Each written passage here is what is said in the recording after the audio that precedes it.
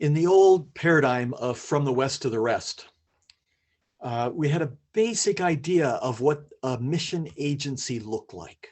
And there's some differences there, but basically there was a sending office and a field office. And missionaries were sent from this sending who provided certain services and was received on the field in another. Today, in this new reality of being a part of a network society and a part of this reality of a church in every country of the world, where missions is now from anywhere to everywhere, it's important to recognize that there's new structures, mission structures that are facilitating the different forms of cross-cultural activity. So I'm just going to run through some of these. There's many more, but these are some of them. So there's a definite move to focus more on the receiving rather than on the sending, and organizations being set up where the leadership are on the field, because you can never set up sending groups from every country where you could receive a missionary, but the receiving into context, either of an issue that you're focused on as an organization or on a geographic region, the experience, the connections you have there, the value added you have for the individual worker, cross-cultural worker, and the churches that are sending, the structures that are sending, is much stronger. So rather than trying to create your own structures of sending and have these partnerships where others send for you, there's a clear movement in this direction. The other is that there's a lot of very small, flexible, strategically networked organizations, maybe 5, 6 missionaries, but they're very successful and very connected, no big overhead, but key in their connection with what God is doing around the world.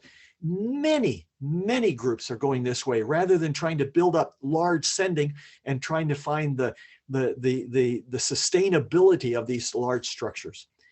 There's the collaborative sending, and we've seen this in Europe and Latin America particularly, where there's a standalone entity that does the mobilization, does the recruitment, training of cross-cultural workers, and manages the receiving of money from donors, and then they second their missionaries to others who can oversee them.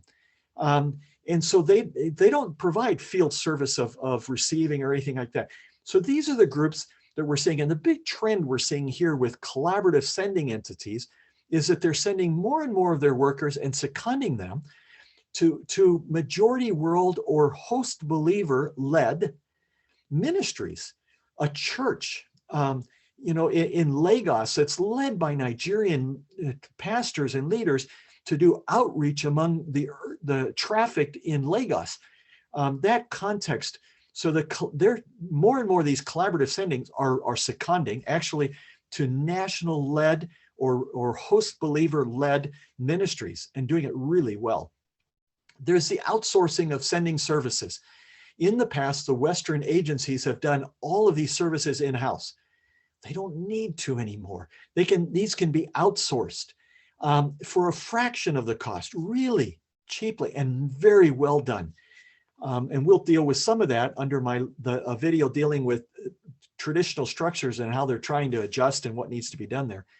There's the seconding to national-led ministries, and we see this from local churches. We see it from ministries. We even see it from traditional Western agencies that realize that the best entity to supervise somebody in ministry is somebody who leads a very effective ministry, but it's not part of the mission agency. So that's going on. We have pastoring of tent makers and migrant workers, very intentional. So tent makers that are out there working in parts of the world as normal Christians, but employed, and also migrant workers that are getting employment, earning money, sending it back to their families who might be very poor, but there's intentional pastoring of these individuals where pastors are sent. And that's the mission movement. That's a structure that's put into place. And we see that happening, really exciting. Employing of diaspora pastors. You trying to reach a people group, an unreached people group, maybe the Uyghur of Western China, who there's diaspora or refugees in your back, in the apartments behind your church here. Who is best to reach out to them, but maybe some, Uyghur who have come to know the Lord, who speak that language, who can be employed by a church, whether that church is in Sao Paulo or London or Chicago. So we see this intentional, of employing people, bringing them to your country as an employed person. We also see the diaspora and are persecution driven. So there are countries of the world where it's very difficult to have missionaries, if not impossible, other than tent makers, etc. But the believers there, sometimes they're driven out because they convert. And the churches, the believers, the pastors from those regions very intentionally keep in touch with their missionaries. And they, by the way, they call that the biblical model. You're sent out because you're persecuted and you're forced out. And they intentionally engage with them and encourage them to be salt and light where they're at. These are very intentional structures and ways of going about the ministries.